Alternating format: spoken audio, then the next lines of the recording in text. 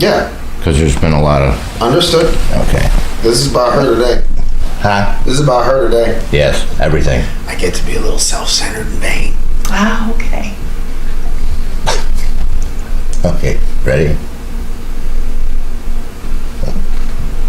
Good afternoon, universe. It's another episode of The Articulate Barbarian. My name is Alex Soto. I am The Articulate Barbarian.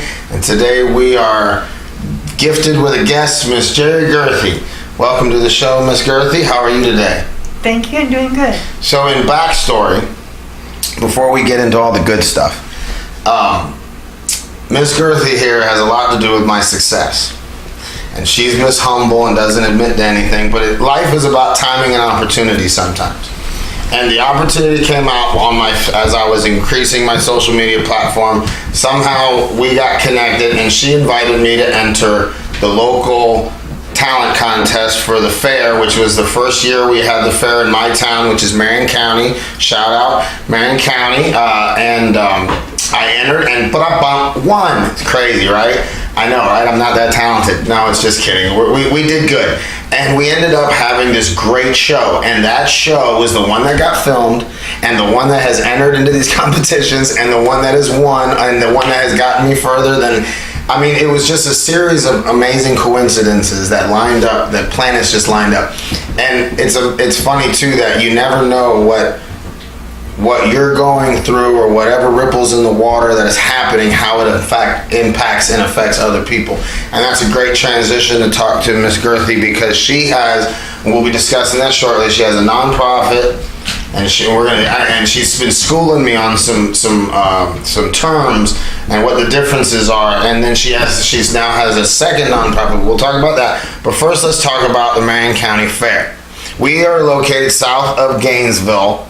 In the biggest town is Ocala. There's some surrounding towns, but we got this big old ugly amoeba stain in the middle of the state, the bowl, called Marion County, where it's one good thing is the hurricanes never hit us directly. They go around the edge of the bowl. We might lose power, but we don't lose as many roofs as others.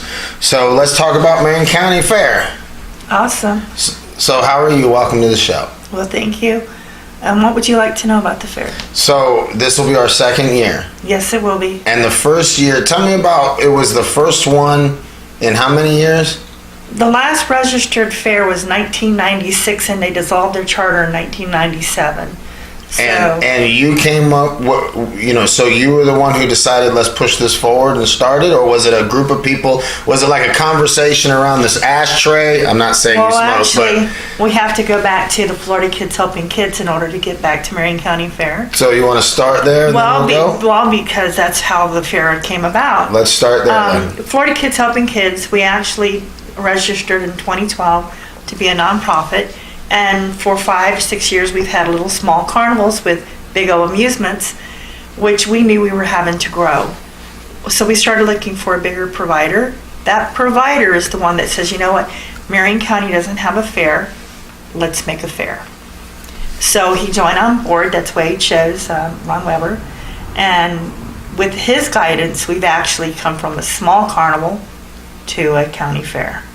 And was last year the first county fair? Now you're explaining to me now we're growing into a larger format. Mm-hmm. Well, let's go there real quick and then we'll go back to, because I want to talk about what it takes to make a fair. But let's start out with your transitioning now. This year we're going to be larger. How? We're actually going to be able to do the agricultural aspect of it. In order to do ag, you have to get a state license. And that's also what pushed us to be in a second nonprofit because it has to be separated from my original nonprofit. Because you're regulated by the health issues for the animals, the livestock. There's just so much more that goes into. For clarification, millennials, agriculture, cattle, horses, chickens, hogs, pigs, yeah. The stuff that you probably only see in westerns. We're bringing it back. Go ahead. So anyhow, the difference between our ag fair and the youth fair that's in Ocala is that the youth fair is just for kids. Mm-hmm. And the agriculture fair will be an open fair, which means our competitions will be open to adults and kids, but mostly adults. We're not trying to take away from the youth fair, we're trying to add. See, you know what when I got involved, I was literally at the super tail end where I walk in as if I was part of this machine the whole beginning, and nobody knows what it takes to go from seed planted to what I saw last year, which was a huge event. What are the steps? I mean, like, how long did the process take? You said you guys decided we would grow, and how many did it take? A year, 2 years? Well, the first thing was finding a midway provider. Once we found our midway provider, then the next obstacle was finding a location. So the first location, we were going to be at the Florida Horse Park, and they were supposed to be our sponsor for the first year. After they fired Sean Daughtery, 6 months into the planning, we lost our location. So we went to the Marion County Board of Commissioners and said, hey, we need some help finding a place, which we eventually ended up at Francis Mary Military, where you came. That's where we had it last year, but that property got sold. So then we had to search again for another piece of property big enough to host this. Right, it's not exactly a... No, our midway sits on 5 acres. Right. So that's not easy. And then money, that's another thing, because everybody wants their money. And now we were going to try the Florida Horse Park again this year, but their base was $42,000. Plus, the minute our midway showed up, we had to have round-the-clock security. That's an additional $10,500. So before walking out the door, we're already at $5,500 or $500,000. Right. So that's just a lot of money. So. We looked for a local place to harvest down here. We've actually got a location in Bellevue. So once we get our contract signed, which I'm hoping is Friday. Oh, so you've already scoped it out and found it? Oh yeah, so our midway provider approved it yesterday. Probably has to do with roads going in, roads going out. No, it has to do with sugar sand. Yeah. They have to make sure that the carnivals can come in and set up that the ground is sturdy enough. Yeah, they'll sink. Yeah, so that they come out and they actually inspect what I inspect. In Bellevue, is it over by City Hall? No. Okay, I won't talk about it then. It's no big deal. We'll Actually, Bellevue will not let us have a carnival within city limits. Boy, I don't doubt that. Coming that I'm from here. Yeah. I know all about Bellevue. I call it a public nuisance. Yeah, they're spoiled brats. That's why their town's so small and everything's closing. But that's beside the point. Anyhow, so it's going to be a 10-day fair. Well, it's scheduled for 10 days, but we'll probably not be open Monday, Tuesday, and Wednesday, because that's the very slow time. This is Bellevue. Everybody goes to sleep. So it's also for Halloween. All right. Well, Is it? What days are they planning? October 26th through November 4th. I do know my dates. No, that's great. That's the perfect time of the year because it's lovely out that time of year. It is. I prefer it a lot better than the spring because less chance of rain. No doubt. Not to mention you don't want anywhere near the 8 months of extreme heat in Florida, so that's a perfect time.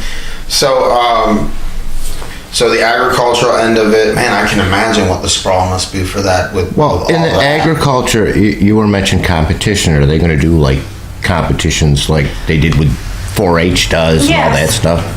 Except I get to be a little bit more creative. Yeah. I love that part. Do we bedazzle the horns?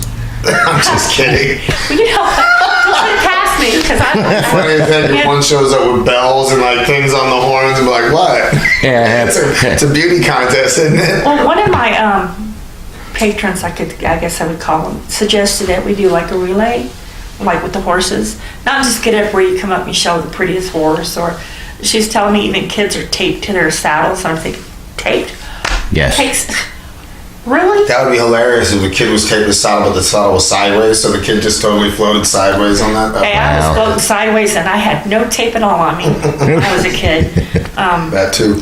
One of my boyfriends took me on my first date to horseback ride. I was about 15. My hair went past my hips. Anyways, he brags about how he's this expert horseman. So I'm quick to, I've never been on a horse. Please give me your most mellow horse there is. So they give him their most spirited horse. And they say, hey, look, he's really mellow. So my boyfriend kicked his horse and it went, pew. My horse also went, pew. I've never ridden a horse. This horse is galloping very fast. They were barrel racing horses. Mm-hmm. And so he goes around like this, right here, and then my horse is going like this, my hair was dragging the ground. I was tight on the mane, forget holding reins. I was holding this horse's hair, because if it was going down, it was going down with me. That's right. But I tell you, no tape. We had, when my father, we grew up in the Keys, and my father was a builder, and when he was in his 30s, in the early 80s, we moved up here. And as a child in Cuba, he remembered John Wayne movies, and he was looking to do something different. He was changing his identity. My dad does that every 10 years, except he always lands on his feet, has that work ethic. But he goes and buys a mini farm. Now, we didn't know nothing. We were bleach blonde, super dark tan kids that lived on the water. We don't know nothing about horses. Now all of a sudden we're mucking stalls. And we actually rode in the old Bellevue and Ocala parade back in the 80s, and we got to be pretty decent horse riders. And my dad, he would take a spur and like put it into my tennis shoe. So like I didn't even wear boots. I had like this whole weird thing going. And one day my dad, we were vacationing in the Carolinas, and said, let's go on a horse ride, this thing, on the you can ride horses in the mountains, and this beautiful, again, with his childhood memories. And we end up riding horses on a path this wide on the edge of a mountain, where you look down and all you saw was the bottom of 1,000, 10,000, whatever. And I remember as a kid just holding that horn, because it was free, and it was like the horse. I'm like, don't slip. But that was, back then, boy, I bet you that show ain't around anymore unless you're hooked into a harness and it's with a swivel onto a wall, you know? But yeah, the good old horses, giant dogs, I tell you what, they're expensive. Oh, God, yes. I was given one as a kid. My father said, oh, no, you're not. Before I even went... Given one, that's the tackiest gift in the universe, ladies and gentlemen. No, it is not. Oh, for the recipient, I'm sure it's great. Oh, no, I wanted... there's only 3 things I ever wanted. Was a horse, a piano, and my mother insisted on a car, so I always had the car on hand for my mother. But it was always a horse, then a piano, and that little music car for my mom. So when I was given my horse, I was so excited. It was like, oh my God. So before I even went in and told my dad, I'd already found a place to put it, already lined up a job so I could feed it. And me and my best friend had come up with the best argument why I could keep my horse. My dad said, no, you're not. Nope. Absolutely not. Wouldn't speak to him for 2 months. Yeah. I've gotten that from my daughters. Have you? Listen, how long? Yeah. Didn't speak for, how old are they? Oh, goodness. Anywhere from 24 to 36. There's they 4 don't of talk them. to him now. I'm just kidding. My dad would walk into a room. They're so mad about that horse. I was furious. Man, I was furious. But I come from Texas, and they say nothing's bigger than Texas. That comes with our fury, too. Just so that you know. Yeah, Texas, I've been out Texas. Y'all got some big stuff out there. So how does if you can break it down so that when we edit this and we break it down, do you know like the layers of what would be of interest to, is it a circuit of agriculture people that go fair to fair, or do you invite them and they say we'd like to compete in this event? Because what would be how does it break down? Is there an incentive policy so that if you explain it now and then when we edit it, that way we can send them those promos?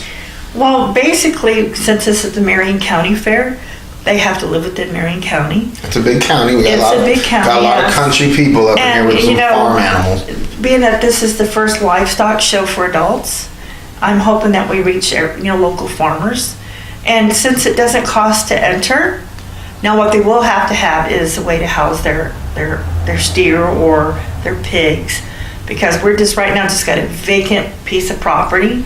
I am going to have a big tent for the livestock to be under, but their cost is what they normally cost to bed it, to feed it.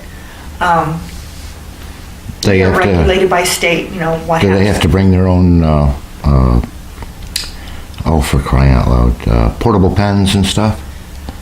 I'm trying to have as much furnished as possible, but yes, right now we're looking at portable pens. Yeah. We're going to actually be reaching out to do a borrow system, like for this year, help us get it put on. I actually went Sunday I stopped off at another fair.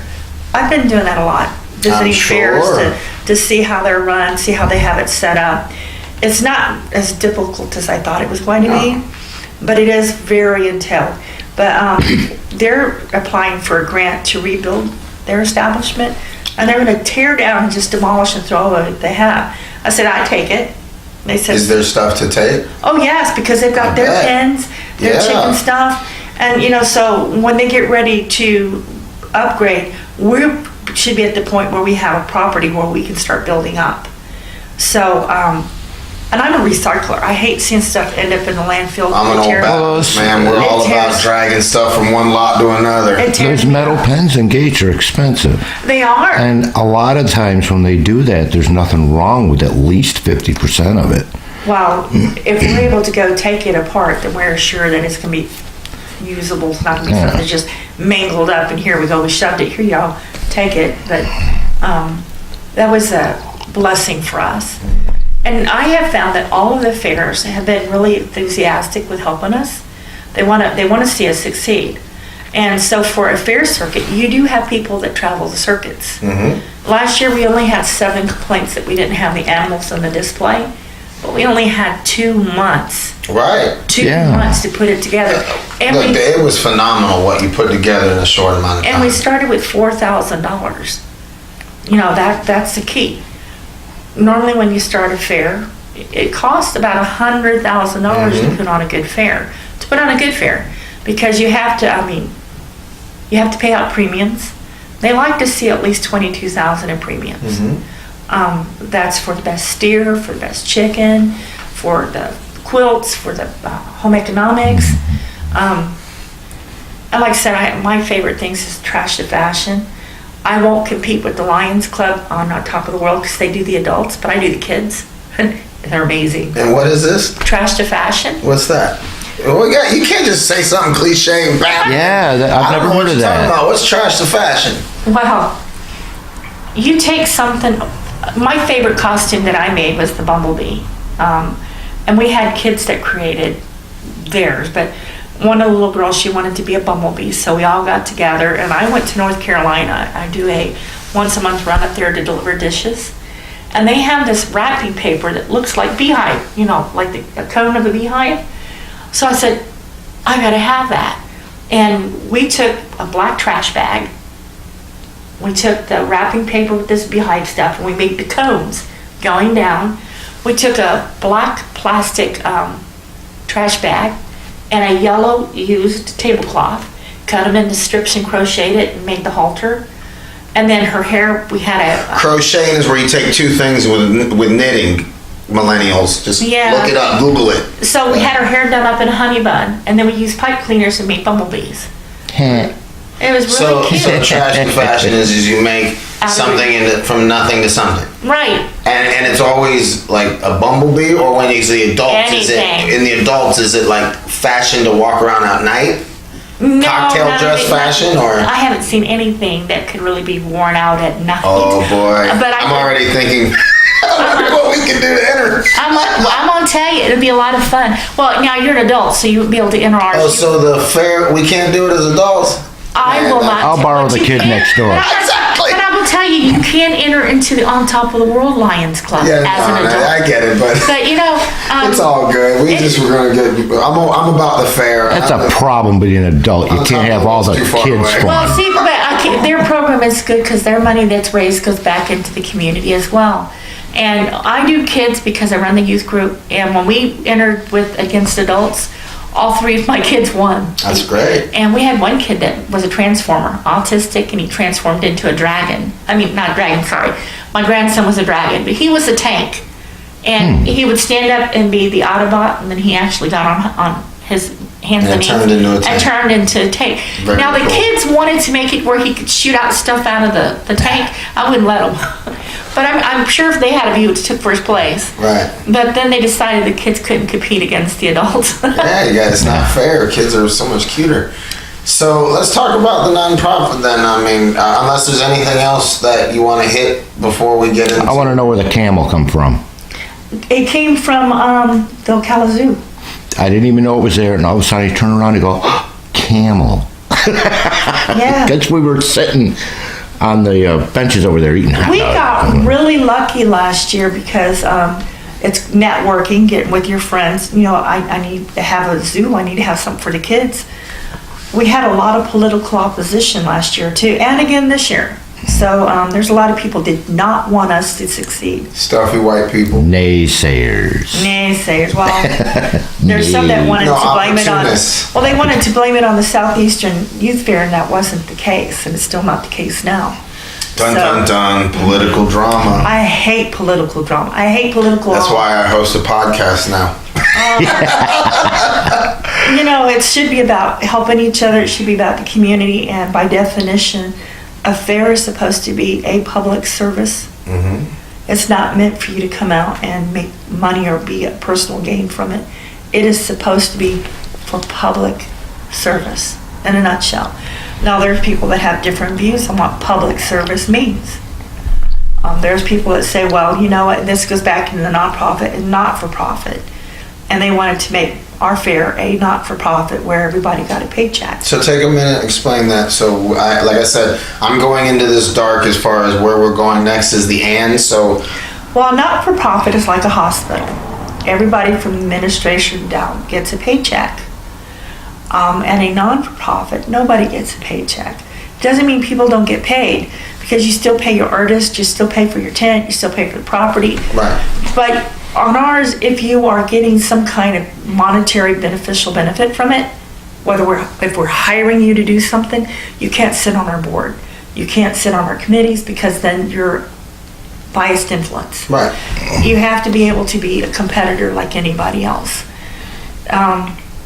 There's people that don't like that concept. They want to be in control of it. Mm-hmm. You know, last year we got caught in with, well, I'm doing this and I'm going to walk. Every time we did something that person didn't like, I'm going to walk. I was like, never again. You can't have somebody that sits there and helps you plan, that keeps threatening to walk off every time something doesn't go their way. It's like, it just can't happen. I'm professional. Yeah, it's you're gonna take your Well, bat and ball and go home, Yes, actually. and you leave all the kids there not able to play the game. Yeah, or in this case, pull the entertainment. Well, or in this case, whatever, Yeah. the big picture. I'm just. I mean, it's a sad when you look at some of the stuff, and the people can't even be. An adult can't act like an adult should.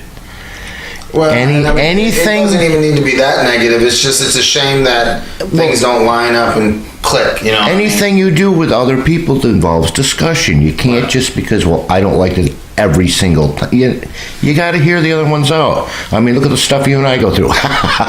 Yeah, no doubt. We get mad at each other, but we hear each other out and And solve at the it. end of the day, we can't give up. There's no stopping and walking away, especially when there's an end result. That's sad that happens. So what does it impact? What is Florida Kids helping kids as far as, let's talk about the heart of the seed that started all of this? Right now we have 21 kids registered through our program. We have about 10 kids mainstream right now because we don't have a building anymore. But we offer free after-school activities to keep kids off the streets. We're a preventative program.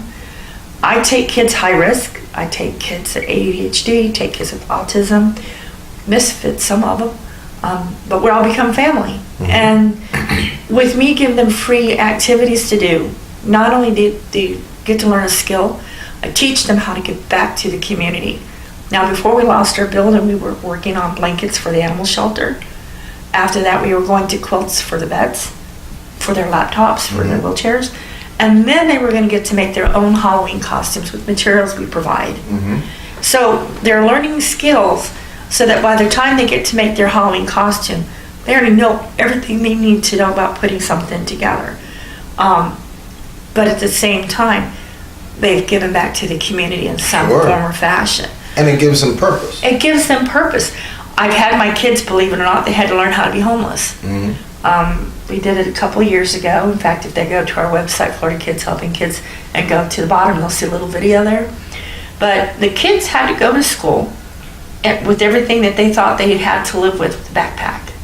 Parents were given the same instructions. You pack your car with what you think you're going to need, and if you have forgotten it when you get to our campsite, you've lost it, because that's Right. what happens in foreclosures. You've lost it. So we actually had a homeless man give up his last weekend where he had a hotel room bought and paid for. He gave that up to come out and help us teach our kids. And he was in a suit and a tie, clean shaven. None of the kids recognized this guy as being homeless, but he was. And so he helped us gather wood. And when we made the lean-tos and the little places for the kids to sleep, he'd go, no, you don't want to sleep out in the open like this here. You want to sleep on a cardboard box, and you want to sleep under this. And what an interesting. And so we used Almeida's farm, and he has nut trees. So the kids had to actually go gather their nuts like they were out looking for food, because if you stop and you think about the steps a person goes to before being homeless, they take all the food and they have in their house, but eventually that runs out.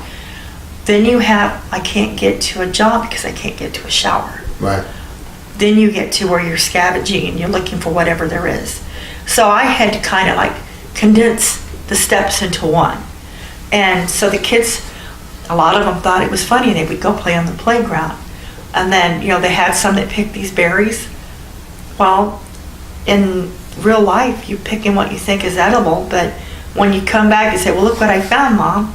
Well, then you're having to research. Thank God for Google, You have to research, is this a poisonous berry? It turns out it is. But we call them hope berries when we were coming out. We didn't have Google. We just hoped they didn't make our tongue swell. But what they are used for is a mosquito repellent. But you're dyed purple. You can't go to school dyed purple. The kids would be unmerciful to you. So anyways, they had to learn how to crack their nuts with rocks, and it was kind of interesting. And we waited until the last kid caved in and said, all right, I'm ready to go home. Then we ordered pizza. But after we sat there eating our pizza around the fire, each kid, we talked about what they learned and what they would give to another kid if they knew that kid was homeless. And each one of those kids came up with something they wanted to provide to those children. Me, when we filmed it, we had to do it 3 times, not because of the kids. I couldn't get mine down. It's like, oh my gosh, get tongue-tied. These kids had it down pat. We've even taught our kids what it's like to be blind. We hosted a teen dance where the teenagers actually ran the dance, and we made the room as dark as we could, and then we put blindfolds on because our eyes will still acclimate to the dark, right, but a blind person will not. And then we gave them canes, and then they had to find us in the dark. It was fun for the kids, but it still gave them morality. Right. This is what a blind person goes through every single day. He has to differentiate the sounds. He has to, a lot of times it's smell. Because when you lose one sense, another sense will heighten. Well, that's a theory anyhow. But they get to learn different social skills. Like we have a kid that's autistic. So they understand that, hey, he's a very smart kid. We love him. But he's got different ways to approach things. And so we teach our kids about what's out in the community and how to be empathetic. And that's not a skill you learn in school anymore. Empathetic means you have a feeling of apathy, that you want to help somebody. Millennials. That's what empathy is, just so you know. I go back just a little bit. You said that you had a building. Yeah. Okay, now whereabouts was this? It was the Bellevue Lions Club, and they tore it down last month. And they tore it down, and nobody else has offered for... Well, we do have a person that has offered to let us buy their building. But they're supposed to let you just use it. Well, that's one of the benefits of this program. Maybe we'll be able to connect somebody with people. somebody. We need a building for this. Come on. Well, we migrate between McDonald's and the park that we call it the Gator Park, depending on the weather. We work out of the Ocala Drive-In. That's over there by SunTrust and the pink Back behind, ice cream house. Yeah. Yeah. Right I now, used to kiss girls when I was a kid in that park. I mean, even I'm sure, even a flea market, some of the bigger flea markets, they're only open 1 or 2 days a week, and I'm sure the day that you could do it, they wouldn't be, and they always have empty space. well, the thing with our core is that the kids could walk to us. Ah, I see. Because a lot of the kids that we help have little or no resources. And believe it or not, working parents, and this is the kids that we try to target the most, because working parents still can't qualify for public aid. Right. But they don't have the money to put their kids in the program. And these kids become the prime targets of somebody. Hey kid, take this bag 3 houses down, don't look in it. Here's $20, you get it and it's not open, there's $40 on the other end. He's made $60 and doesn't even know, and he's carrying drugs in his bag. That's how I started out in Leesburg.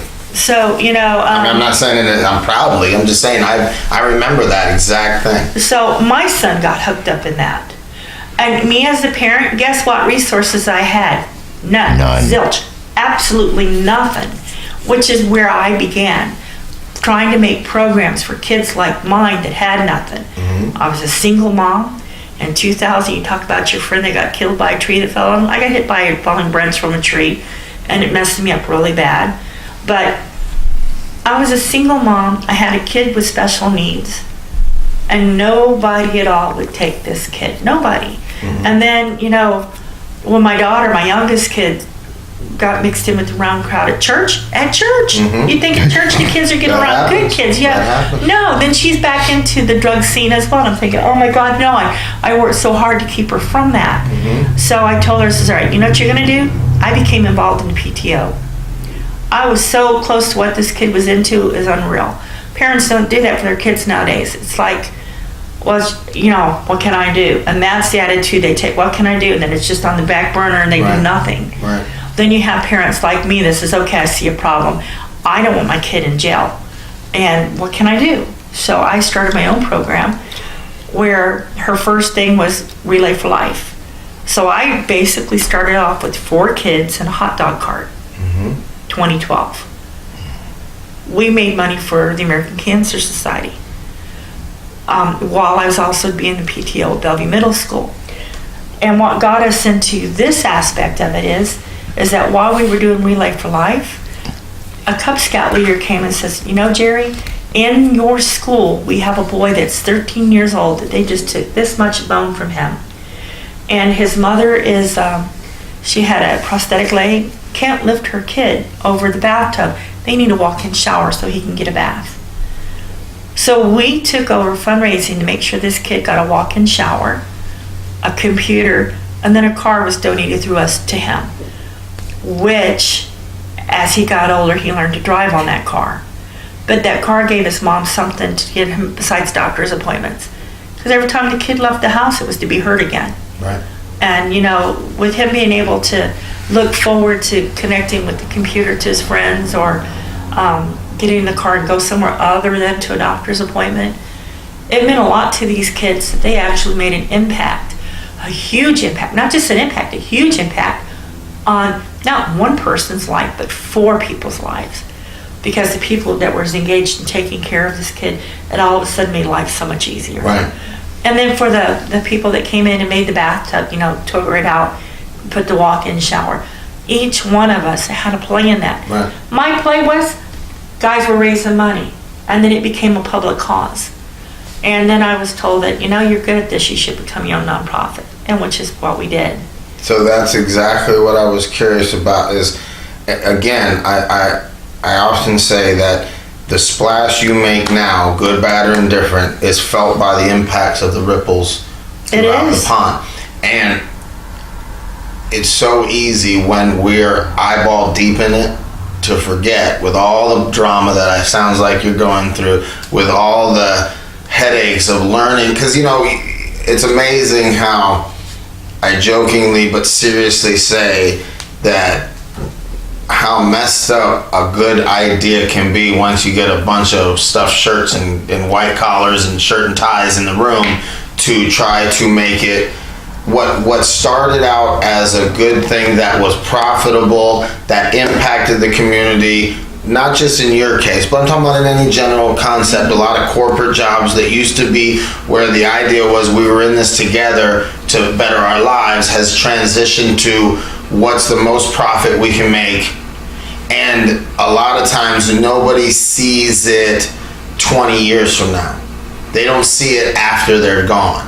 They see it as how much money can I get right here, right now, cash out and get out before the bottom drops. That's what it looks like it's been like as I've gotten older. It's terrible because one of the things that I have found, and we've tried 4 different years with 4 different crews, because everybody wants to bring something to the table. So you allow them to bring it to the table. The next thing you know, that they're trying to change your basic concept. Right. And, like you said, the different suits, the shirts that get in. Well, everybody sees that, well, this is a good thing going. How can I benefit from Right. it? It's not what can I give, it's how can I benefit from it? And that's when you lose the concept of what we are, because it's not well, how can I make something from this? It's how can I help the next person along? Right. And what can I contribute that will be beneficial to our younger generation? And that's the difference in the thinking and the philosophies. And it's scary, because when you expand your board, well, they can just take it over. Well, that's what ends up happening. Eventually it does. Now, we've set it up that the initial board is there for 4 years. So hopefully in that 4 years, we can get this established. This is how it's run. In a one-dimensional view, I recall as a younger man in a small church that I used to go to. Forgive me, I still go to. And just not as much. But I'm still a member. But I remember we were having a vote to vote in. We were looking to bring in a new pastor. And I remember a bunch of people came one Sunday, and it was like so out of the blue. I had no idea. I thought God's hand was on the church. I'm like, praise the Lord, we're having a beautiful Sunday. And there's one guy who will be on my show, shout out Corey Altenberger, who was the most cynical, pessimistic guy. And he loves the Lord, but he looked at everything with a crooked eyebrow. Come to find out, one of the bylaws in the church law, rule, whatever it's called, bylaws, I guess, is you have to be a member for 3 days or 30 days. I think it was 30 days. You have to be a member for 30 days before you can vote. What had happened was, and what I didn't know, was this was a church split at another church, and they knew that there was a vote today, and they knew that if that law wasn't in our bylaws, they could run into my little church of 30, and they could run in with 30-something people, become members, and vote their own pastor in. And we would then lose our church. Right. Just like that. So these are the things that, like, and I remember as a young man shocked, why would anyone do that? And now as I've gotten older, I seem to realize, it's because people are schmucks. It's greed. It's back to the basic evil. It's greed. But how you can take something as pure as wanting to do something for the community and bastardize it into something that's profitable is almost like a bunch of Christians coming to steal another church from a bunch of Christians. Yeah. It's just amazing to me how that breaks down. Where are we at on time, Mr. Carpenter?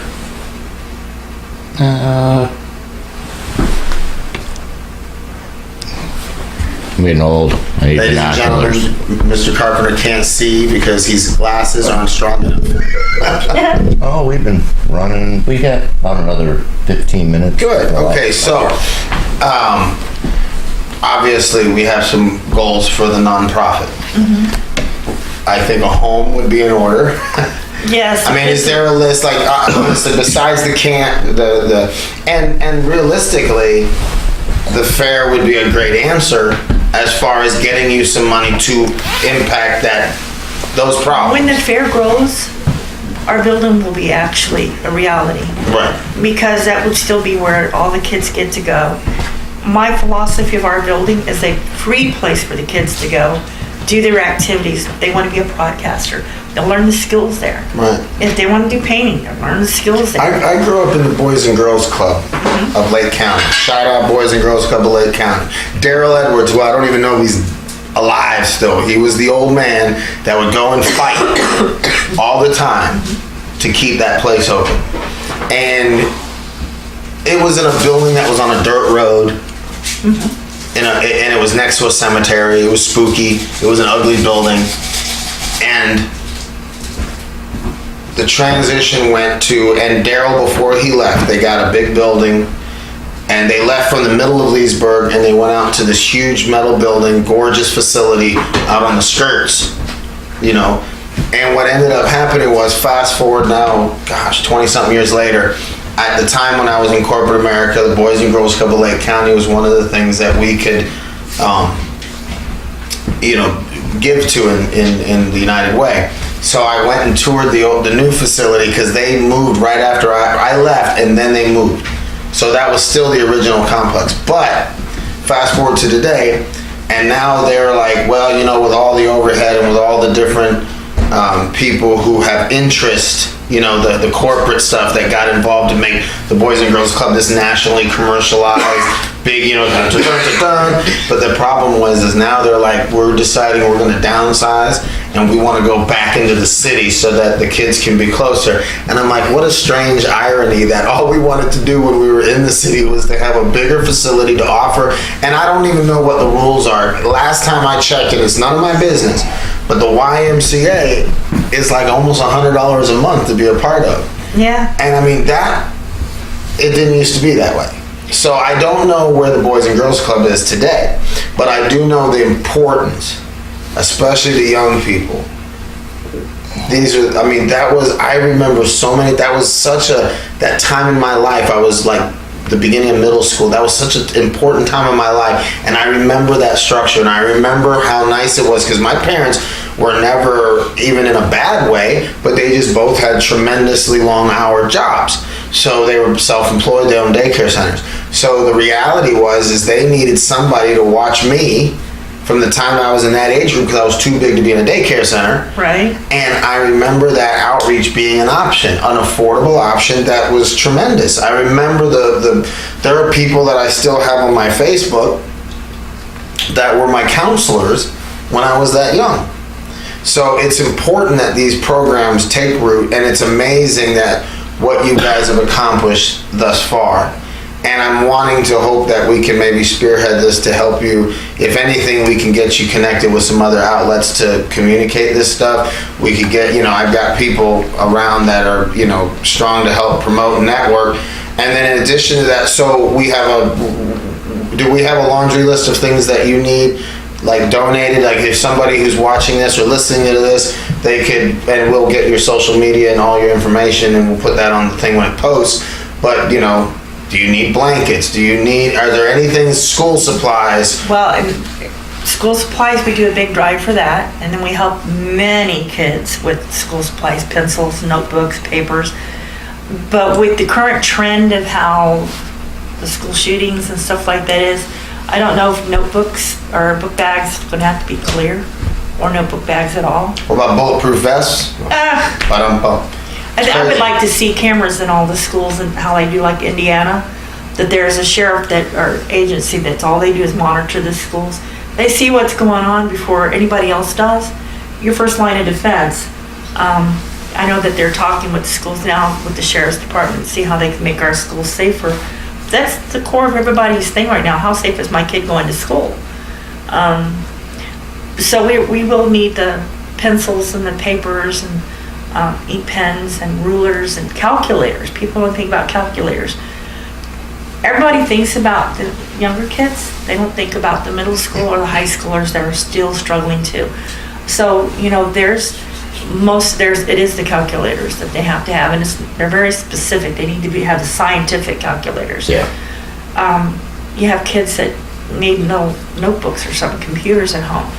By the way, I do have a person that works with our group that helps provide free computers as part of our program that they do. I'm meeting him after I finish here. Very good. As far as things that we need, paint.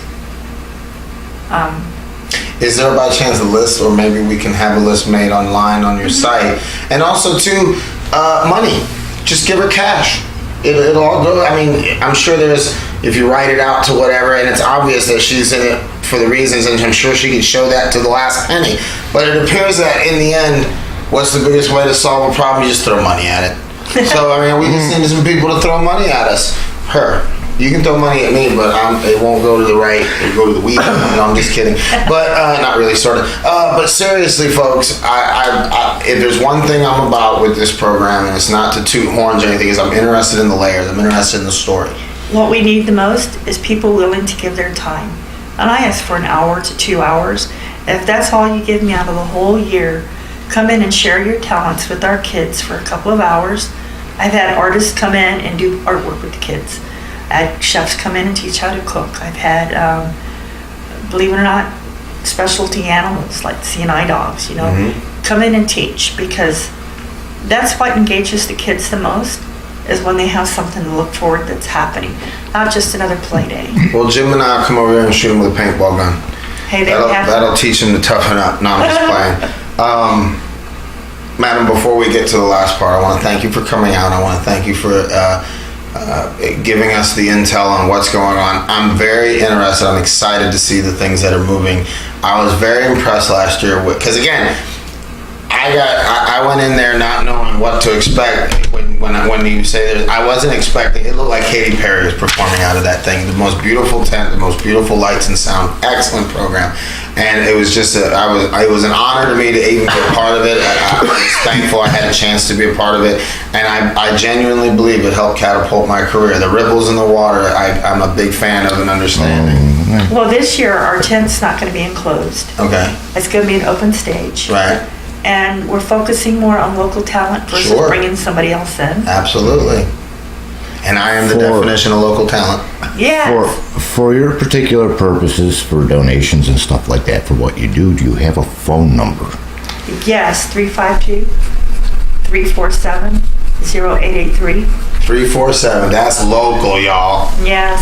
Okay. And we have a PayPal account too. It's really easy. Knock it out. It's Hey, give it now. Florida spelled out FLORIDA KHK@gmail.com. KHK. That's also our email address. So Okay, and we'll put all that. We'll have it when the thing goes up on YouTube. They'll be able to click on all those things and it'll go directly to your Yes. information. and we could use somebody that would volunteer helping us with our web design. Right now we have somebody working on the Marion County Fair aspect, but I need somebody that can help do the Florida Kids Helping Kids aspect. And eventually, again, Florida Kids Helping Kids will now have to become a program underneath the Marion County Fair. Odd how they make you do that, but yeah. Hey, it's just so that the lawyers get what they need to get.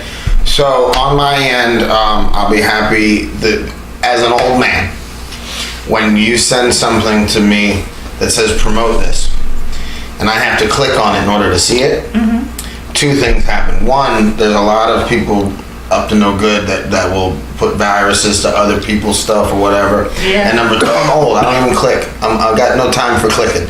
Not saying that I'm hating on what you're doing, but what I would like to offer, honestly, is we do those one-page 4x4 posts that go to Facebook and Instagram that you don't open. They Right. just drop in, boom, there's your information. Right. And then you can put, like I do on my posts, you get your website and stuff, you click it up top there. But this part right here, it's a one shot in your face deal. So I'd be happy if you don't mind. I'll go ahead and put some together for you and shoot them to you. And then you can use them and abuse them all you want. You can share, push forward. On my end, with my social media, I'll be more than happy to share everything as often as I mean, I'm sure you get my posts. You probably turned off my notifications just because I'm a share crazy guy. Well, speaking about notifications, I've had to actually turn that off of my phone. I get them when I log into, but I'm so busy that it's too distracting. No doubt. So I have to log back in to Sure. see yours, but I do see them. Oh no, listen. Well, I know what you're talking about because I've had to partially block, because we do put so much up. I had to block our own to stop my Facebook from just being plastered. My phone would never get arrested if I was to keep it I'll on tell that. you something else. I don't know if you're familiar with Facebook Boost, Yes, I use but that. tremendous. I For use that. $5, $10 type investment, what a result. And I mean, I can, and again, like I said, if you have footage, videos that you've taken, we can put all that together and and that's another thing, 30-second promos, I'll be happy. I'm not super great at it, but I can make them and they transition and it looks good and I make it look nice. But that 30 seconds is what you're allowed to put on Facebook and Instagram. Boom, just put it out there.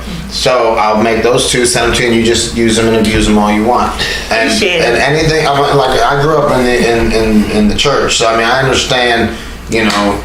I understood it takes a village before a village taken was said. I understand that we're all in this together. And that's about what it is. We find a lot of opposition even where we're trying to host our fair. Well, after this is over, I'm going to ask you some questions about that because I think could help you with that. I don't know about, like I said, I know where there's 20 acres and it's got 2 access points. But we'll talk about that after the fact. So, at this point in the show, ma'am, we're going to go ahead and transition now to the end, which is our message to the universe. And what I ended up having is first of all, I hope you enjoyed the experience and I hope you'll come back. As we get closer to the fair, I would like to have you come back on to discuss where we're at, maybe halfway. And then one more time right before. That way halfway, in case you're like, all right, guys, this is what we need. And you put it out. Yeah. So, the message to the universe, as I explained it to you before, this is now not just for today, but for 100 years from now.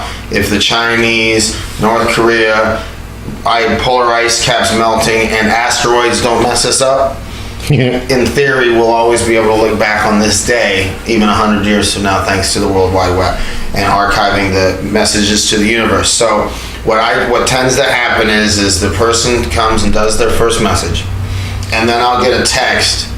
They'll be like, yo, the next time I'm coming to kill that message to the universe after I thought about it. Because I really feel like of all the things I want to do, I want to archive the messages to the universe. I want people 10,000 episodes from now to be able to look back and be like, boom, boom, boom. And we're gonna start cutting them and putting them in their own category, including like fast ones with Uber and everything. People are just gonna start giving me the message to the universe. So if you take a second, put your thoughts together. When you're done talking, I will say, are we sure? Yeah, okay, and then we'll wrap it up. Okay. So, well, if I were to give a message to your universe, it's for you to remember there's always someone that's going to try to take your mountain.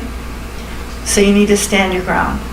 You need to know what your vision is, and don't let anybody get into the way of it. You're going to have people that are going to educate you, people that will push you along, people that will drag you behind, but everyone gives you a lesson. So learn it and move on. So that would be my message. excellent. That's good. I love it. And I it's so funny too because it's nice to have people with a little wisdom, a little age on them, because they can have a conversation with me. I've had shout out Sarah Geimer because her ass is coming back on my show, but she's a master wind engineer for Siemens Corp. She's actually the Big Bang, like the Big Bang Theory on television. Mm-hmm. She's a real life Big Bang. She's super pretty, but she's like, my heroes are DeGrasse Tyson. You know, those are the guys that I find attractive. She has a poster of him on the wall. So the thing is, but she's also a dirty comedian. Tremendous talent. She came on the show, but with all this in her head and this amazing degree, and her parents are from Harvard, she's just at that age where she's not sure what she can and can't say. And then That is terrible, you know, because we're censored even with what we can or can't say. Like me, I can't get anything political or religious because the slightest thing, you've lost a sponsor, which we need sponsors. Okay, sponsors. Yeah, major sponsors. But, you know, you're so policed what your thoughts can be broadcast publicly that somewhere you have to find that happy medium between what you are and what you have to be. It's not easy. It's not fair. Well, nothing is fair. Right, nothing is fair. Terribly, it's just gotten to the point where it's just Well, this time ridiculous. Right now, I always said that I think we're in a knee-jerk reaction right now. Everyone's in an outrage, and everybody's wanting to be so. People are wanting to be politically correct with no understanding of why they're trying to be politically correct. So everybody's outraged about everything. But I think, like everything else, it's the pendulum swing extreme to the opposite side. So my prayers is that it starts to go middle ground soon, because it's quite frankly driving me nuts. Ladies and gentlemen, that's going to be our time this week. Thank you so much for tuning in. Please check back with us again real soon. Miss Gerthie, thank you so much for coming on. And when we have all our stuff put together, all her social media stuff will be up, and we'll leapfrog you up to get you, because the sooner you get up there, the sooner you get sponsors. So, universe, thank you for your time. Love, peace, chicken grease. We're out here. Thank you.